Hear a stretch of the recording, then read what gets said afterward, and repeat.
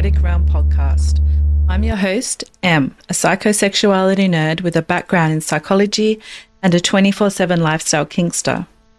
Here on the Erotic Realm, we delve into the depths of erotic psychology, unpacking the mysteries of desire, the stories that shape our sexuality, and the unique ways we connect with ourselves and others. My mission is to create a space for introspection, education, and open conversations that not only challenge how we think about eroticism, but also humanize kinksters by sharing authentic stories and insights into their lives. Tonight's meal, tilapia surprise with boiled cabbage. Begin cooking steps 1 through 50 now. Are you kidding me? Making dinner shouldn't feel like doing a 1,000-piece puzzle. With Blue Apron's new one-pan assemble and bake meals, the hard part's already done. Pre-chopped ingredients, zero stress. Just assemble, bake, and enjoy. No complicated steps, no mountain of dishes. Try Assemble and Bake today. Get 20% off your first 2 orders with code APRON20. Terms and conditions apply. Visit blueapron.com/terms for more. Before we get started, I'd just like to take a moment to thank you for so much for tuning in and supporting me from the very beginning. We're now 1 month deep into the podcast, and it's been quite the ride so far. This is my first adventure into podcasting, so I'm learning as I go, but I promise it's only going to get better from here. If you enjoy what you hear, don't forget to follow the show and leave a rating. It helps more people discover the erotic realm. Before we get started, I'd like to just take another moment to thank today's sponsor, Adult Bliss. Adult Bliss is Adelaide's ultimate destination for kink and sexual wellness. Just a 10-minute drive from the CBD, Adult Bliss has proudly supported the kink scene for years, offering the best selection of gear, including unique, locally made treasures you won't find anywhere else. But they're more than just a store. Adult Bliss is Adelaide's top-rated sexual health and wellness hub, with expert advice, a blog packed with insightful reads, and monthly kink and sexual health workshops that keep things exciting and educational. Whether you're exploring new fantasies or looking to deepen your sexual wellness journey, they've got you covered.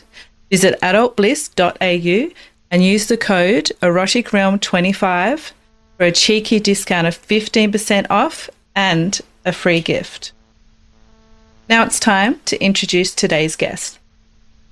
The following is a conversation with Ancilla, a 33-year-old writer, masochist, and kink educator from India.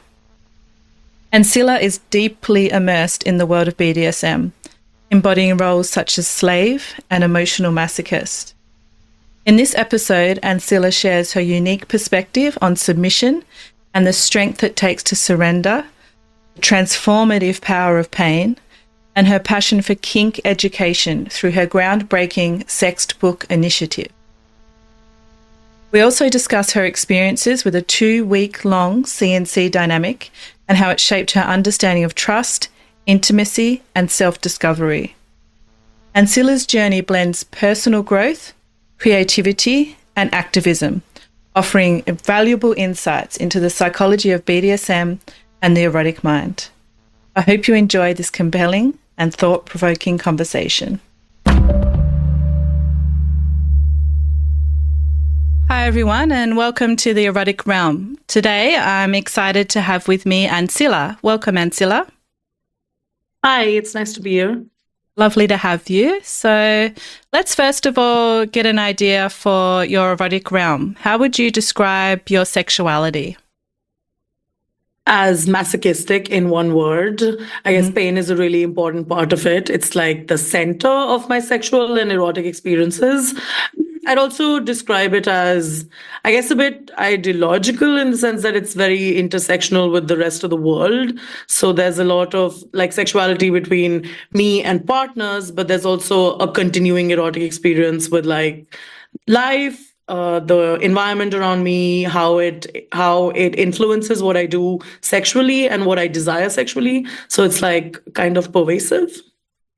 Okay. Interesting. So is that the only role that you would describe yourself as, a masochist? Do you inhabit any other roles in your kinky sexuality? I mean, I guess with specific partners, there are different roles. So I identify as a slave to my partner. So there's that. So there's the power exchange element of it. Sometimes in other relationships, there are other bottom-based roles that I may take, but it kind of is extremely dependent on who I'm with. Control is an aspect of my sexuality, but it's usually secondary to the pain aspect of my sexuality. Okay, interesting. So you mentioned being a slave in a dom-sub relationship. Can you tell us a little bit about the difference for you between a submissive and a slave?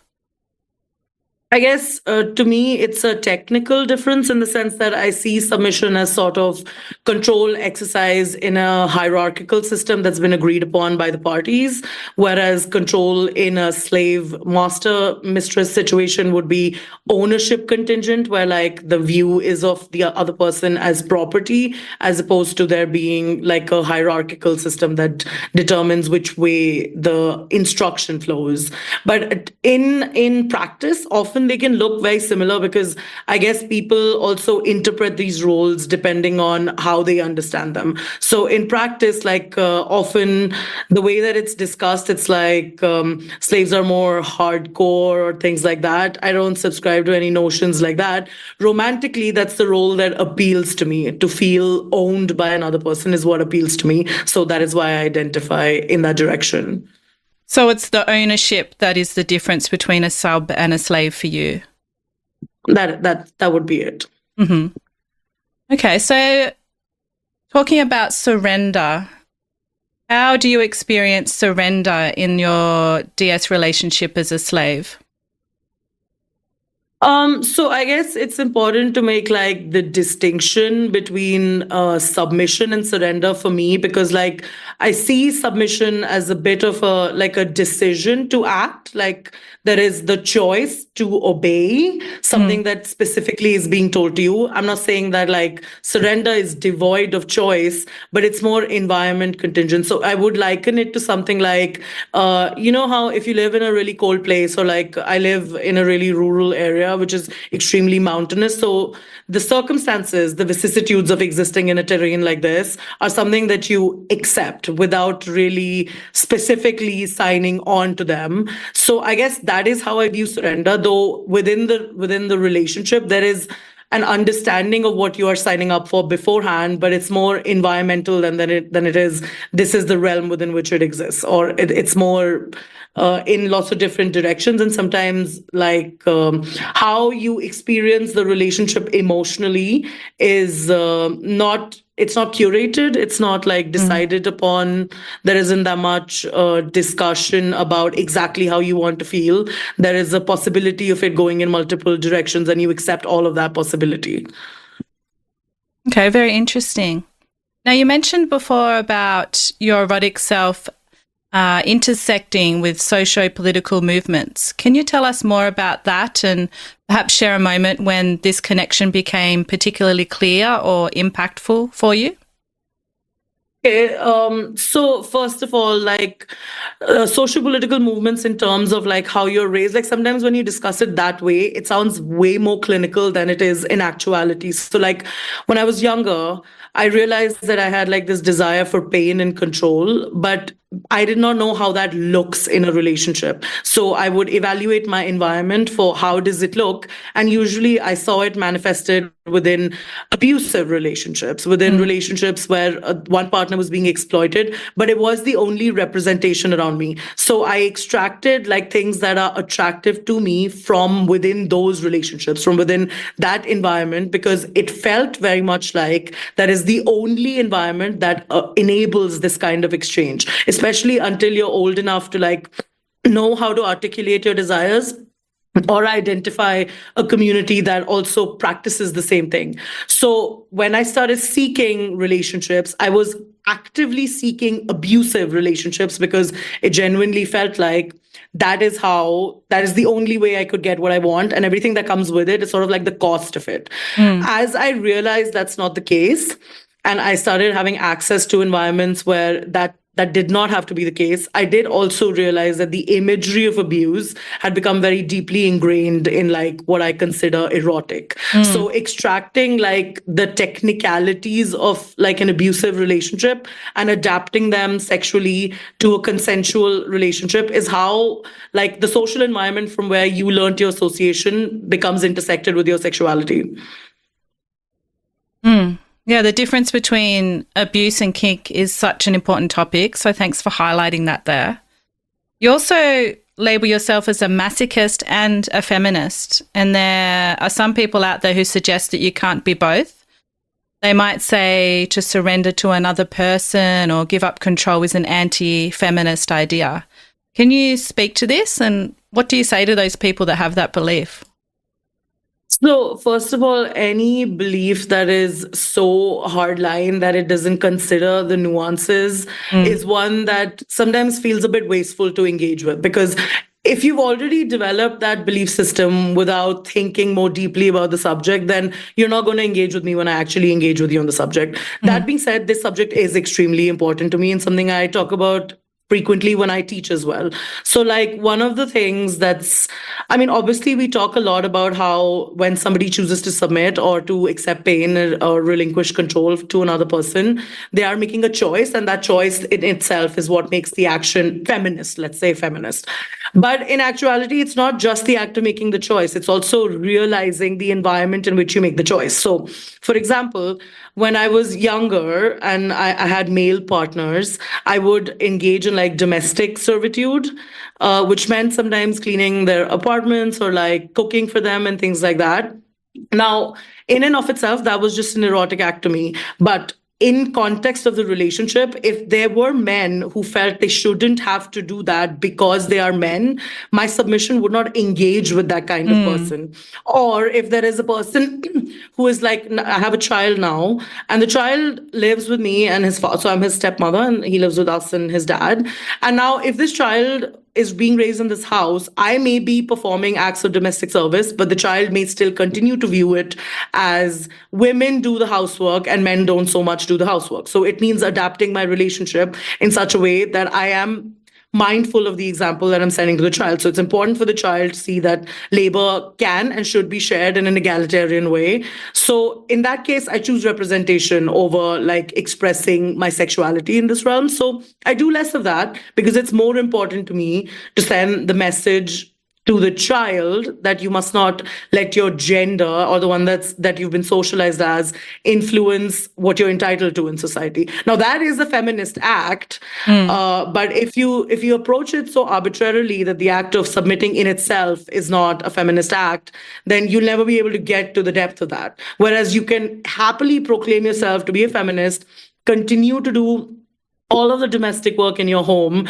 simply for the reason that you are not employed and your partner may be. Now, is that a feminist act or not a feminist act? I wouldn't engage with it in the same arbitrary way that people who make this argument tend to engage with this subject. Beautifully said. Now, as part of the podcast, I like to explore a quote around sexuality. And today I'd like to ask your viewpoint about a quote from Dossie Easton and Janet Hardy, who are co-authors of well-known books and most well-known for their book, The Ethical Slut.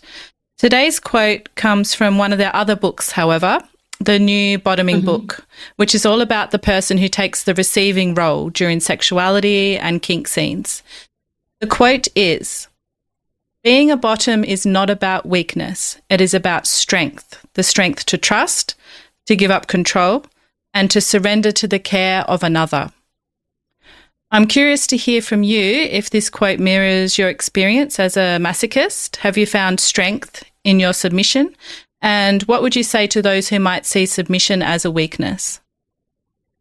Actually, I think I have to start by addressing this like binary system of viewing it, of like it's either strength or it is weakness. Yes. I find it incredibly empowering to be able to view my submission as weakness when I wanted to and strength when I wanted to.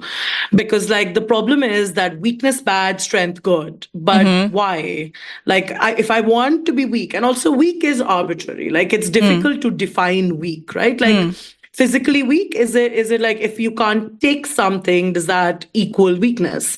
Or is it like emotional weakness? And how does emotional weakness manifest? Like if you break down and cry, are you being weak? Versus if you stand tall and have a stoic response, you are not being weak. It's difficult to define exactly how this manifests for individual people.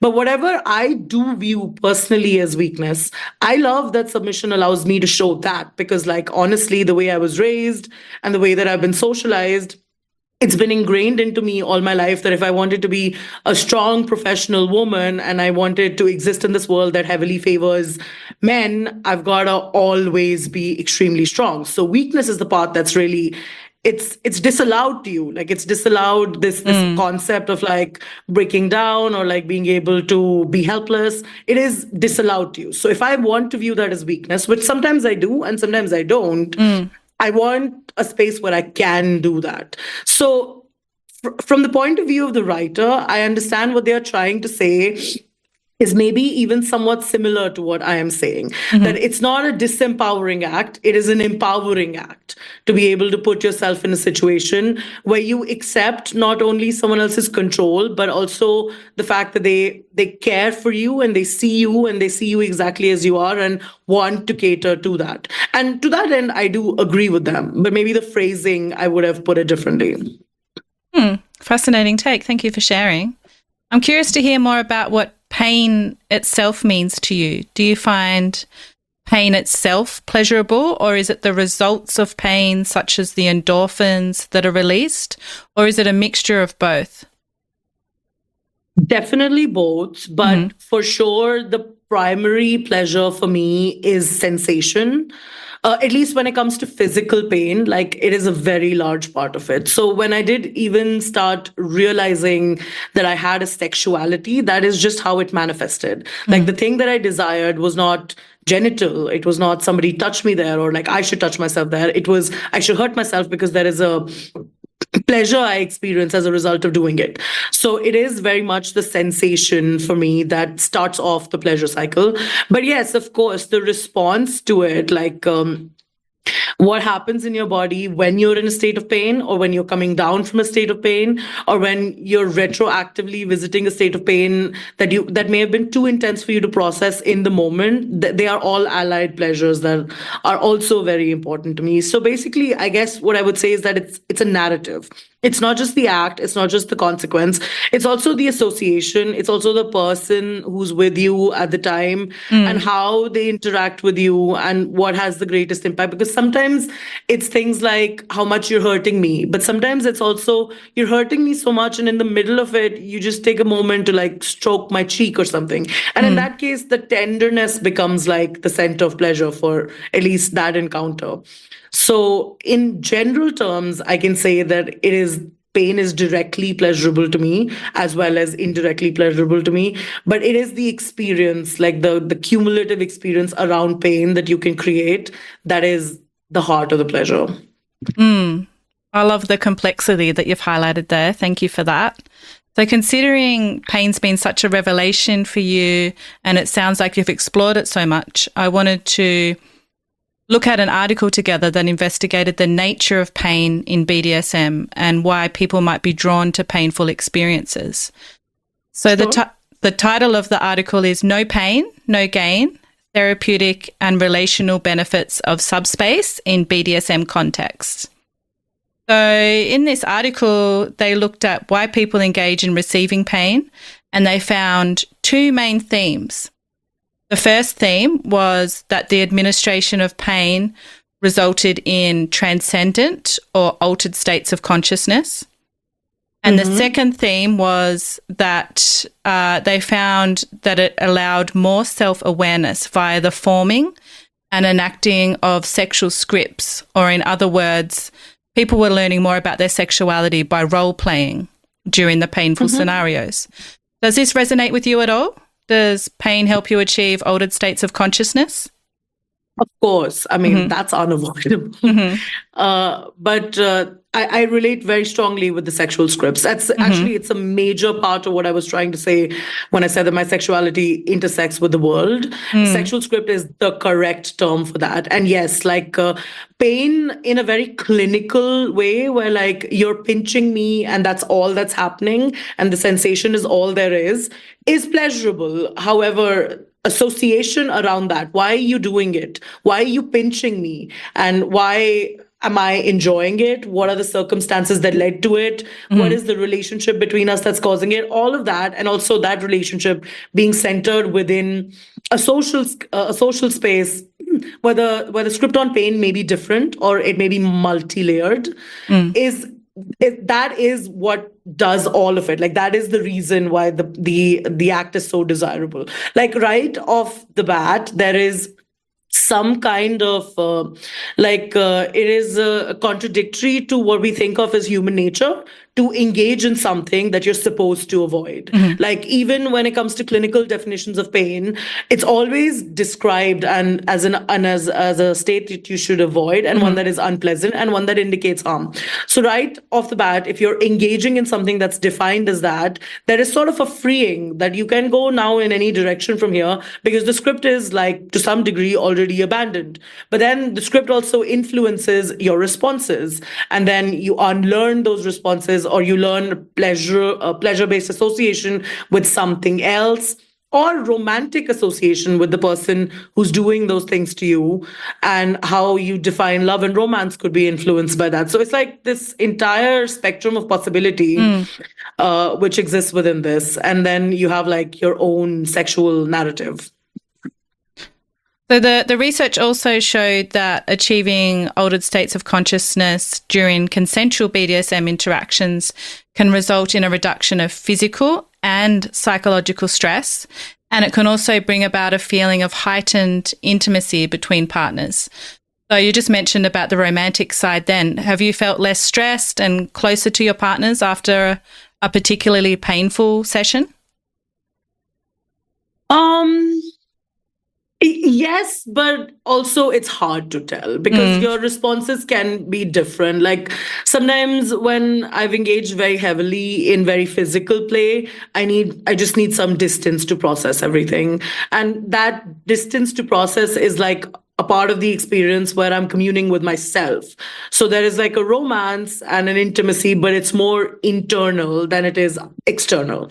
And sometimes what happens is that you do feel extremely connected because you possibly you were inhabiting this very rarefied experience with each other, and only the two of you can, I suppose, understand like the depth of it. So that would lead to more heightened intimacy. I do like that they made the distinction between like consensual pain leading to this response and non-consensual pain not leading to this response, because within masochistic spaces there is a lot of discussion about like, so if it's just pain and if it's just pain you like, then it doesn't really matter the environment in which you sustain it. But like to a person who's has some degree of experience with encountering pain in both circumstances, it is very clear the distinction, because like when you did not agree to or want to be in pain, your natural response will always be that of panic, and that will override everything you experience and cause you to feel traumatized or whatever.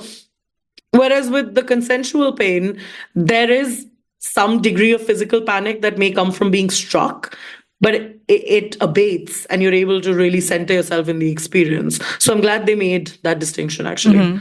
Yes, me too. So have you experienced subspace from your painful experiences? And if so, can you tell the listeners what subspace is like for you? I'm really sorry to be like kind of contrarian. I realize that may be how I'm sounding. Please do it. Go ahead, be yourself. I try to avoid using the term subspace. Okay. It's too general. And so I try to be much more specific about the various types of altered states of being that I do experience. Yes, I do experience altered states of being. And if you want a general, like a general definition for subspace, I would use one that is technical like that it is an altered state of being that causes varying degrees of behaviors in people that are more individualized. So sometimes, though, because subspace can often look like, it can look like, silence, it can look like a nonverbal state, extreme relaxation, it can look like a flow state, it can look like all of these things that can also very easily look like other things. It's difficult to make the distinction of which one you're experiencing. So sometimes the things that you're engaging in, if they're extremely intense or extremely they're going on for a long period of time, what I do experience sometimes is a state of shock. But that state of shock would make me behave in similar ways that a state of like extreme relaxation would make me behave. So they could both be easily put in the subspace category. So which is why I try to be more mindful of like exactly where I'm at. Because sometimes it's euphoria. And euphoria, for me, I know should not be the decision-making factor in whether I should continue to do something or not. Because I know that my body is sending me messages that you're invincible. So if it is sending me that message, then the chances that I will not pay enough attention to what else is going on with me physically is really high. So at that time, committing to like a flow state is probably not the best idea. Whereas sometimes it is like an altered state of consciousness, like being tipsy. It's kind of like you're enjoying everything and the sensation is heightened. And in that one, I know I can still continue to trust my body and my consciousness in that situation. So, which is why I try to avoid subspace, but just like make distinctions between various states of unconsciousness, like altered consciousness. Thank you for breaking down subspace like that. I haven't heard it broken down like that before, so that's really interesting. Now, for the listeners, I ask people to fill out a form before coming on the podcast, and on it, I ask various questions about your sexuality and the why behind your desire to be on the podcast.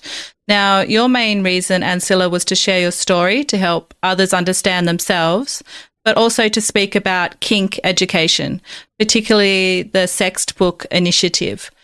Can you share with us more about this initiative, what inspired it, and what is its mission? So it started kind of as a joke. I went to a creative writing school, and I guess I have a slightly peculiar and sometimes very technical way of speaking. And I was doing that once in class, and my professor just scoffed at me and said, "All you're going to write someday is textbooks." And at that moment, I was really hurt by what he said because, I mean, I am a writer and I do want to write like creative stuff. But as I got older, I realized actually, you know what? I kind of am good at taking things that may be complex and breaking them down into adaptable function. So like that's what a textbook does. It allows all sorts of people access to structure that makes information easier to digest. So the reason I wanted to write books about sex, like sex books in particular, is because I think with kink especially, there is a lot, like it is a vast umbrella, and talking about it in general has its benefits. But when you really want to engage, you kind of need specific information. So the two sex books that I have written is called, one of them is the consensual non-consent sex book, and the other one is the masochism sex book. And both of them just deal with that subject. And they deal with it by creating like these sort of extremely adaptable frameworks that break them down into functional elements that you actually experience and you actually encounter, like logistical elements that you may actually encounter when attempting to engage in these things. Not moralizing elements, but more questions that I see people come up with repeatedly, but not have like a clear place to go for answers. So a lot of the answers that we give people about these things, they're really feeling based sometimes. And sometimes we're just saying the good words, but when it actually comes down to facing dilemma or like trying to solve a problem that you're actually experiencing, those good words don't translate into, well, how do I go about thinking about this in the first place? Like even something as simple as I want to try some kind of like some version of CNC, but what version? Like what versions even exist? How do you understand it as an ideological construct and then adapt it into what you actually want to do in practice? So that was the idea behind it, is that you take individual fetishes or experiences and break them down until anybody who reads it can with clarity understand how to, whether they want to, why do they want to, but also to do it in a way that it's still them that's controlling whether, how much, and you're just giving them all of the information with all of the options without any of the moralizing. I love it. Can you share with us more about what C&C is for those that might not know and what you teach in the C&C Sextbook? Okay, so consensual non-consent, very simply, is when so the way that I define it is like it's an ideological construct in which you take consent and put it into categories. So there is overarching consent and proximal consent. So proximal consent is the one where you want to be able to say no or want to stop with certain things, but you want your partner to continue. So how do you achieve that state of being where you can safely do that while still retaining consent in an overall sense where you know that you've consented to that act of seeming apparent violation? Wonderful. So how do you approach breaking down these intricate aspects of BDSM like masochism and C&C? What's your approach and procedure of doing this? So first, I structure information into like categories so that it makes it easier to approach. So like with masochism, for example, you'd start with a very simple like understanding of the term and also like the influences on the connotation of the term. So because it's not just that this term exists and it came from this place, but also how has the term been influenced over the years? So like with masochism, there's a major influence from the mental health community, and the connotations of it have also been adapted from there. So how you view it today as an individual who practices pain may be different from how it's been defined by the experts in the field for a really long time. So first you make sense of that. And then you start with like systems. So like with masochism, how do you define it as an individual? So like I define it in terms of desire. Like, do you desire pain? It's a very simple question. It doesn't need a secondary answer. So like yes or no, but then what is the reason? So there is different reasons we all desire pain. For some people, it is the sensation. For some people, it is the emotion it evokes. For some people, it's the delayed pleasure. For some people, it's because it makes them happy to endure for another person.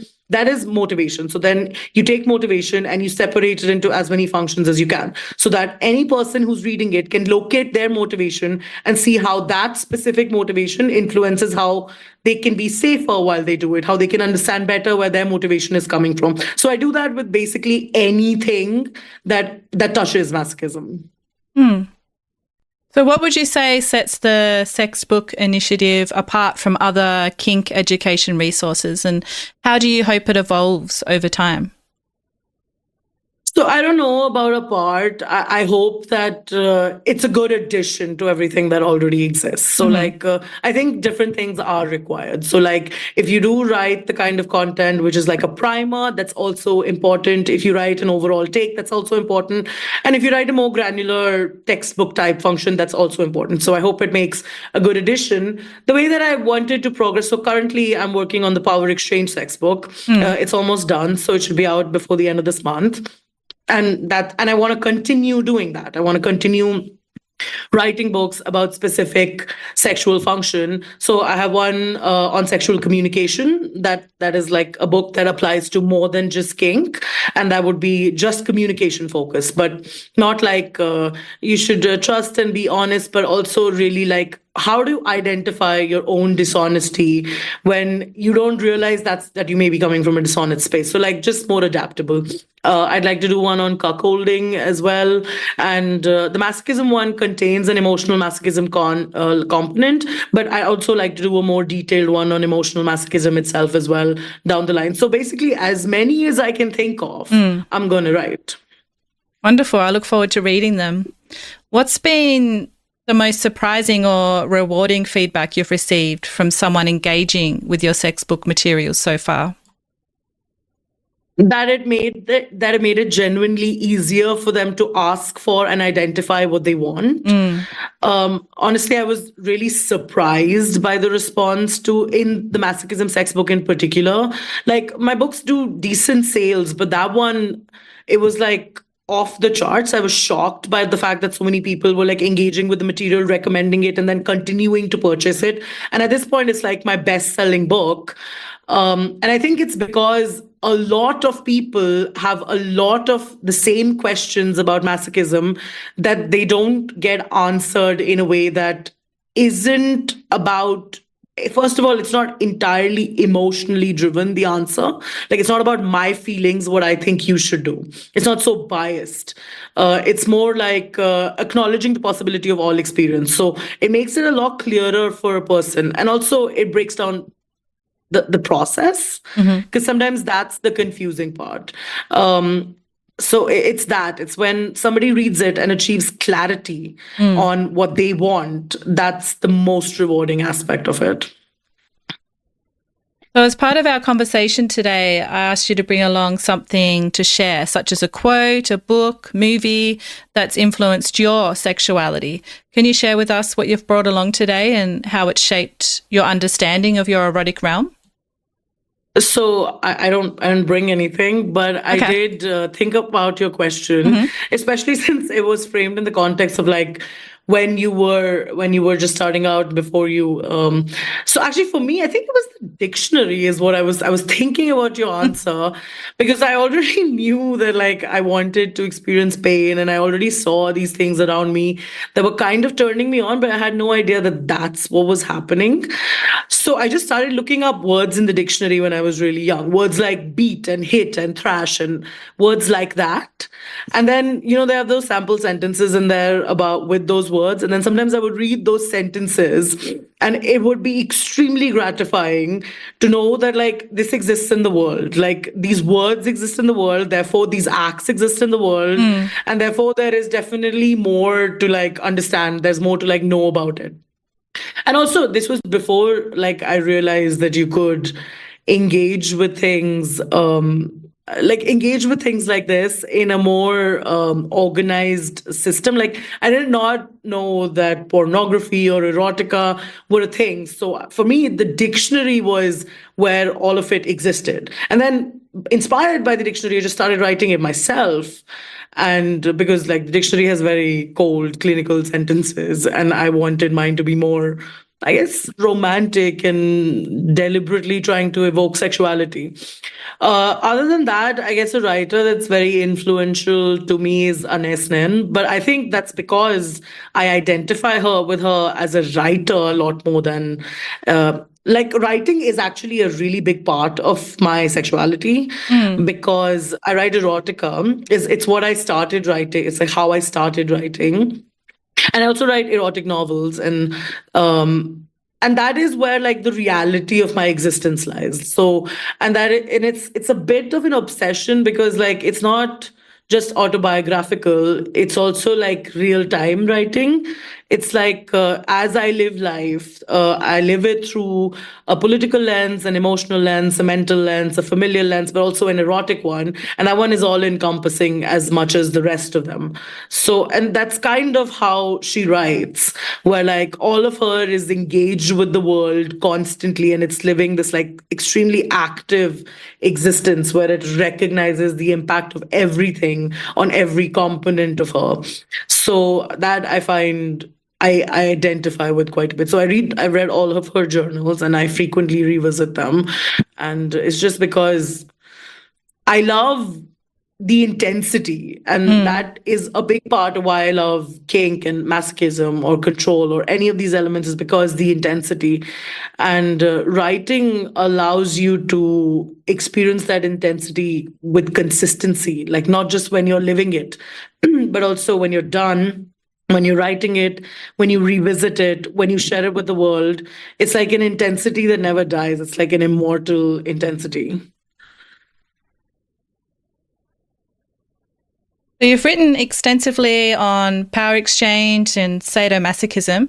How has creating these instructional materials deepened your own personal understanding of these dynamics?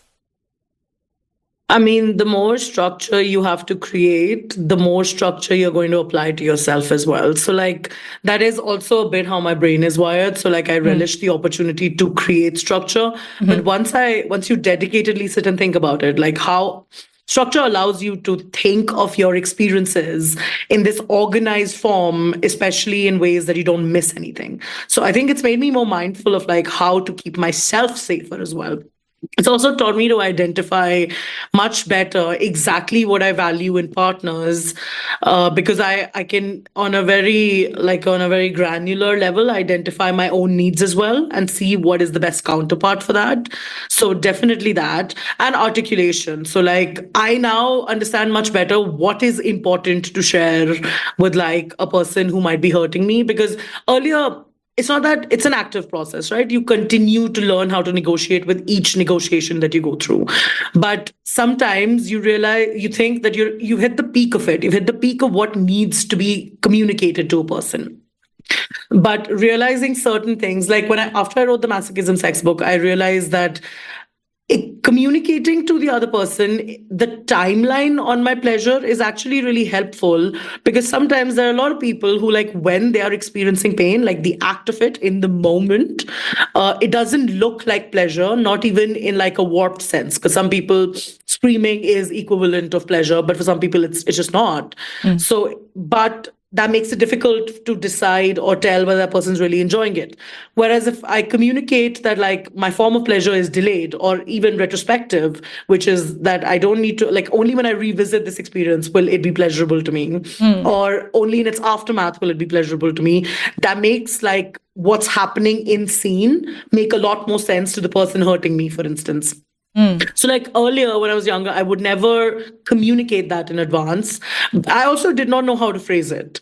But now I know to do that. I also know to communicate certain things. Like I know that one of the major issues that most people who talk to me about their sadomasochistic experience is that the way that the person is hitting you is not pleasurable. It's not allowing you to relax. So like taking apart what is inside that way that they are hitting you. So for some people, I've learned that it's about pattern development. So like in your head, if somebody is doing like some form of impact play with you, say with a cane, and they're hitting two different parts of your body, left and right, you have also come to anticipate the pain in a certain part of your body. And when that person misses over that part of the body, because they don't realize that aiming the same implement on two different sides from the same position does not mean that the same part of the implement is making contact with the body, which means that on the left of you, you're experiencing a different sensation, and the right of you is experiencing a different sensation. And maybe you like one of them and you don't like the other one, but it's hard to figure out what exactly the problem is there. So like that kind of thing is, I could only really start to understand it when I started to take things apart structurally, like outside of just my personal experience, but also outside of like experience-based learning, in the sense that I have done this, therefore I know this, but more like, well, I know bodies and I know pain and I know my experience as a masochist, and I know that not everybody is a masochist, and I know that this is how bodies react. How does all of that interact with each other? So I think like writing those books gives you the opportunity to put all these experiences together and understand things better. We have a tradition on the podcast where I ask my guest a question sourced from one of the listeners. And today's listener question is an interesting one. Do you believe you have always been kinky? And if so, what was one of your earliest memories of something kinky? Yes. I do. I tend to say that I've always been sexual, but yeah, I guess effectively it's the same thing. And I would like, my earliest experience is soliciting pain from like caregivers or like people in my life, but as a really really young person, by doing things that are wrong and likely to make that person hurt me. In sort of a punitive way. So it's not a very pleasant story. It's not like a fun answer, but it was way before I had any language for sexuality or any idea that what I was experiencing was a sexual desire.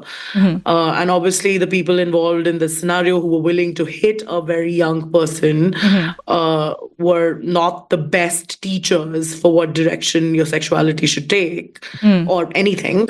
But yeah, that is the earliest experience. Oh, the other one, and I guess this one is a bit more fun. I loved blood tests my whole life. And I mean, I was always excited when I had to get one or like get a shot. Like I don't like being sick, but like I knew that I like needles. So yeah, that like in medical circumstances, I would always get a bit excited. I still can't go to like a clinic without getting excited about the potential needles.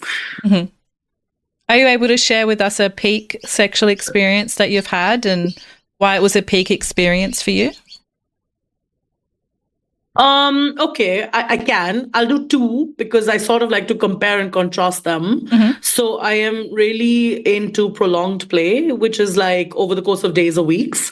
So with a former partner, I did like a week-long confinement scene, and then with a different partner more recently, I did a 2 week long continuous captivity kind of thing. They were both very different experiences. At least the first one was much more physically harrowing in the sense that I was actually locked in a basement, and it wasn't like a primped out basement. It was like a basement, and there weren't a lot of facilities, and the food and water, like all of it was very metered.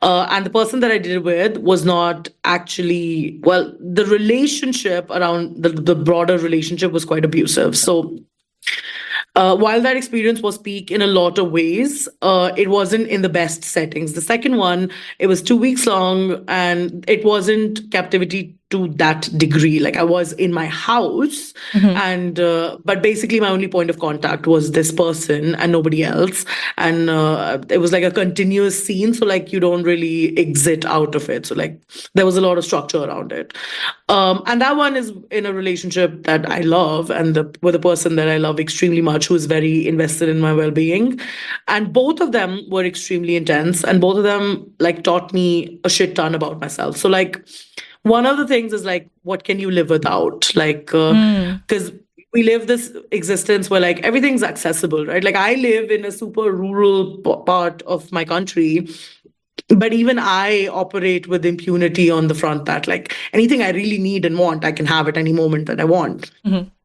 Whereas this kind of experience, it really shows you what you can live without. You can live without functioning running water so long as you have a metered dosage coming at you every 6 hours.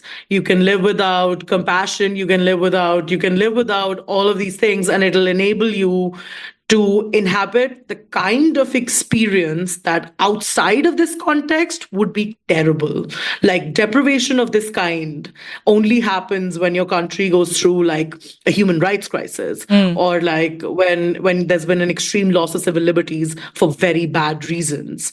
But you can take your relationship and recreate that kind of strife for yourself, and that's cool. It's amazing that you can do that within the context of a desirable experience. And that allows you to actually engage with the experience without having to worry about being okay after it's over, because you know that you're fundamentally okay. So I would say that was the peak sexual experience for me, both of them. And both of them like they cause permanent changes in me in some ways, permanent changes also in like how I engage with those partners. Like the first one, it gave me tremendous water insecurity. I can literally never be without my water bottle. It was 10 years ago and I still can't do it. And I will still like I cannot go to bed if there aren't 2 liters of water by my nightstand. I am a very water drinky person, as I think all humans are, but that really did make me insecure. And with the second one, it changed how I receive certain sexual acts from my partner forever. Especially like the penetrative sexual act. It changed the context of that from intimacy to something much more detached. And something, but not detached in an undesirable way. Detached in can you take this thing that has for ages been considered the center of sexual relationships with heterosexual people and turn it into a minuscule act that doesn't even connect you? And yeah, it's like that. So, I mean, overall, I love it, but it sounds a bit dispassionate. What was the aftercare like for these experiences? Was it another 2 weeks afterwards where you did aftercare? Was it a shorter aftercare? How did you go about that? So the first one, there was none. Again, that relationship was not ideal. And I was a lot more traumatized than I realized at the time. So I just, as that scene ended, I just went to work, and for a month, I did not stop working. Like, that's all I kept doing. And because I work the kind of profession where it is actually possible for you to work like that, nobody thought that there was anything wrong. Like, everybody just thought I was doing what. So it was only after that month had passed that I realized how much of an impact it had on me. And if there was any kind of care available, I think I'd missed my window on like accessing it. With my other partner, there is a lot of like, so first of all, it's an environment of care. It's not just like pre-care or during the scene or aftercare. It's also like, I wouldn't engage in this kind of play with somebody unless I fundamentally felt cared for in that relationship. So like, also as it's ongoing, the fact that he does not stop is not just an indication that I don't have control. It's also an indication that everything's okay. Because I know that everything was not okay, he would stop. So I didn't feel as uncared for, which means that in the aftermath of it, like the sudden and complete care that you need to descend on a person with, it wouldn't be comfortable for me. So he couldn't do that. It was more metered and slow, because it also takes a while to come off an experience like that and realize. So like sometimes it'll be weeks until I realize upon revisitation that something had like maybe a traumatic impact, or maybe some specific element of that triggered something else in me, and it's causing this response. And so one of the ways in which aftercare for that, it has to be consistently available for when I realize I may need it. That doesn't mean that you gotta just sit around waiting for me to call you. Well, in this case, he lives with me, so there would be no calling. But just that when I do reach out for it, you reassure me that you will be available as soon as you are able. So there is that. There's also like allowing the things between, like allowing it to have impact. So I think a lot of times there is this pressure to return to like status quo and to prove that it didn't like damage you, or it didn't have like an impact that was too severe. But why would you do these things if you didn't know that they could? They absolutely can. You can't suspend your life for 2 weeks and limit it to a single point, sustain extreme forms of pain continuously, not be able to express your personhood, and think that when you wake up from the end of that experience, it will be impact free. Of course not. So a part of it is also realizing that's the risk you bear, and assessing whether you have the appetite for that risk, or even the desirability for that state of being. So sometimes there is like this desire to mitigate that part of it, but there is a part of it you can mitigate, and there is a part of it you absolutely cannot. So just the comfort that my partner has in knowing that I'm going to go through some difficult shit in the aftermath of it, and I don't need them to fix it, so long as they're just there in whatever capacity that I require them to bear. Like, it may be talking to me, or it may be like bringing me chocolate, whatever it is. You're just there to help me through it. Yeah, it's so important to be risk aware in kink. So thank you for highlighting that and the differences between the two experiences that you had. It's really important for our listeners. Now, I'd like to go back to the kink education that you're offering the world.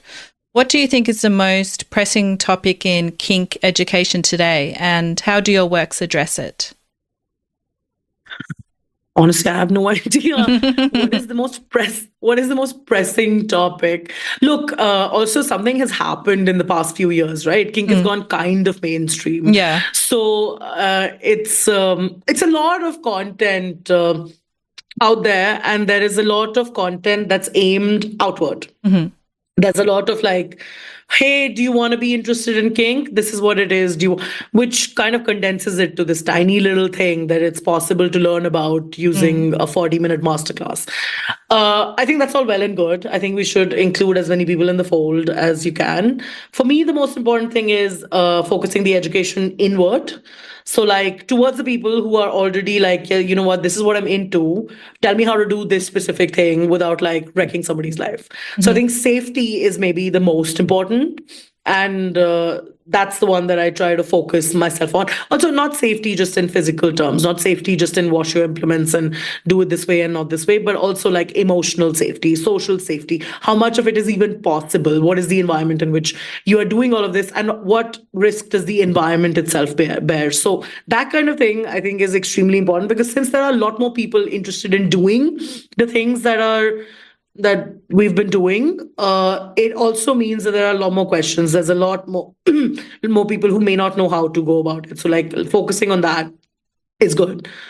Especially since like your mainstream influencers, they have a lot to focus on, like it's all good, it's okay to be this way, and it's okay to be, and it's like they got that covered. So like we can do something else. So if someone were to take away just one insight from the Sextbook Initiative, what would it be? Don't think that like if you're into something that already exists, you need to adapt yourself to fit its norms. It exists to adapt itself to fit what you need. That is way more important than like the norms that surround a subculture, the norms that surround a fetish, the stereotypes around it. That is secondary, and what you need from it is primary. So if everybody's doing masochism one way, but you want to do it a different way, it doesn't fucking matter that they are doing it that way. Just take everything you can from it, take all information that's helpful to you, and reject the status quo if you want to.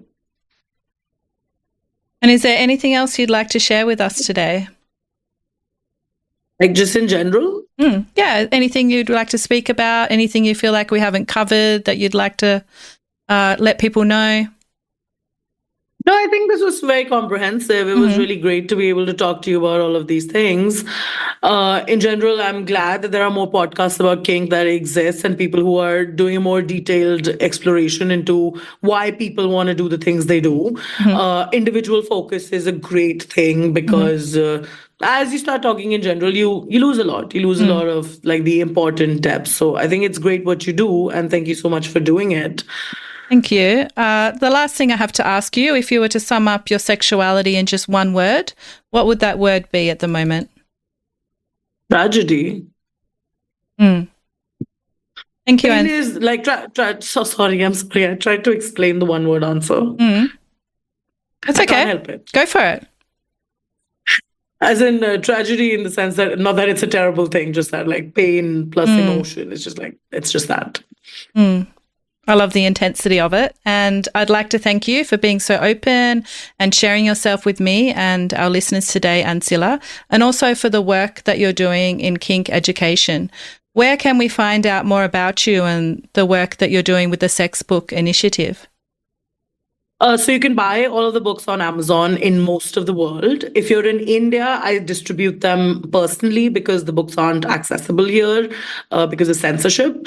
So if you want, you can reach me over Instagram, Ancillary Kink Support. I have a website, also Ancillary Kink Support. You can find me on FetLife, AncillaL, or you can also subscribe to my Patreon. I post a podcast and all of my classes there. So if you subscribe, you get access to all of my classes and you don't have to attend live.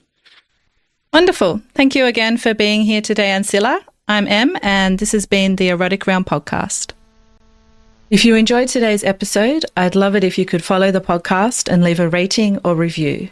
Your support means the world to me, and it helps the Erotic Realm grow and reach more people who may benefit from hearing the inner world of fellow kinksters.